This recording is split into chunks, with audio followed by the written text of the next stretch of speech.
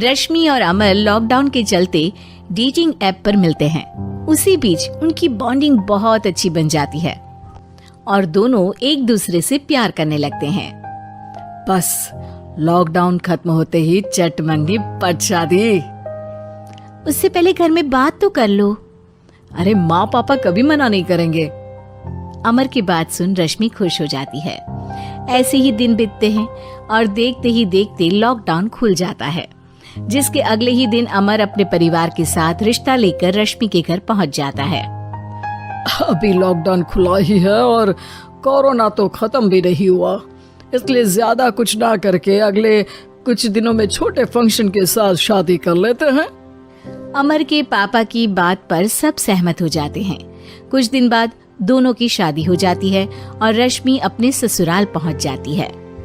बेटा, शादी तो तूने अपनी मर्जी से कर ली, लेकिन बहू को बोल देना इस घर में हुक्म मेरा ही चलेगा, इसलिए अपना राज जमाने की कोशिश भी ना करें। माँ, रश्मि को यहाँ सिर्फ प्यार, आशीर्वाद और अपनापन चाहिए, पैसा या राज नहीं। बेटी की बात पर सास मुंह बनाए वहाँ से चली जाती है और अब वो हर रोज रश्मि को परेशान करना और ताने देना शुरू कर देती है। देखो, ये है आजकल की लड़की, इंटरनेट पर लड़कों से बातें करते हुए इन्हें शर्म भी नहीं आती, और यहाँ तो देखो कितनी सीधी सुशील बनकर दिखा रही है।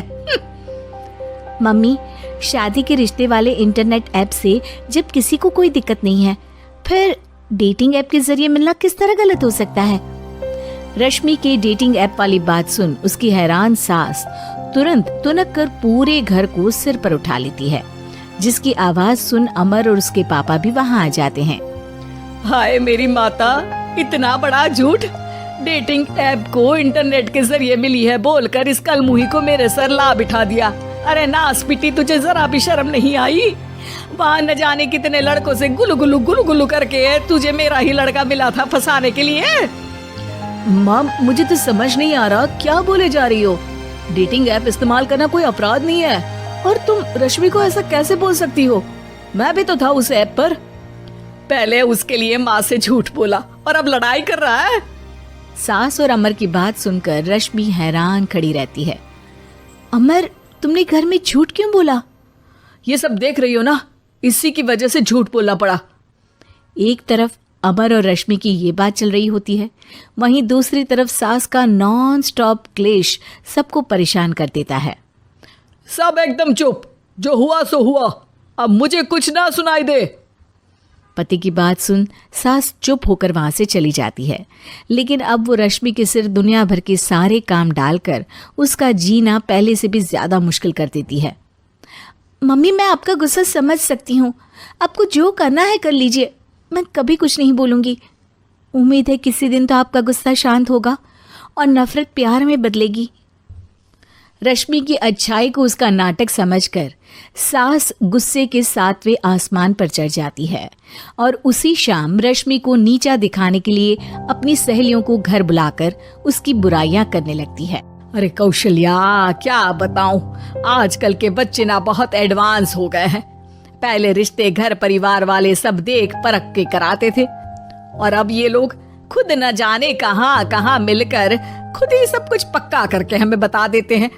लड़की का कैसा दिन धर्म, कैसा ईमान, कैसा चरित्र कुछ नहीं पता, बस प्यार किया और घर लाकर बिठा देते हैं। अरे ऐसा क्यों बोलती हो? आजकल बच्चे अपने आप में बहुत समझदार हो गए हैं, और फिर पूरी जिंदगी तो उन दोनों को ही साथ निभानी है। अपनी पसंद से शादी कर भी ले तो क्या दिक्कत? तू ही देख ले, पहले इतना अच्छा बेटा और अब सोने पर सुहागे जैसी सर्वगुण संपन्न बहू। और पता है, अभी कुछ दिन पहले मेरी बेटी ने मुझे डेटिंग ऐप के बारे में बताया, जहाँ लड़का लड़की अपनी पसंद से अपने आप एक दूसरे को चुन लेते हैं, और फिर अगर सब सही रहता है तो बात आगे भी बढ़ जाती है। अरे इसमें इतना खुश होकर क्या बता रही हो?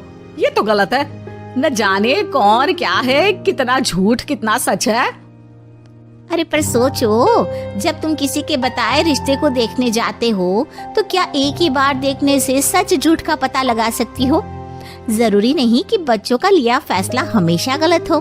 अरे बहुत बार हमसे भी तो गलत फैसले होते हैं ना। अच्छे बुरे लोग तो हर जगह मिल सकते हैं, फिर इसमें सिर्फ बच्चे ही गलत कैसे?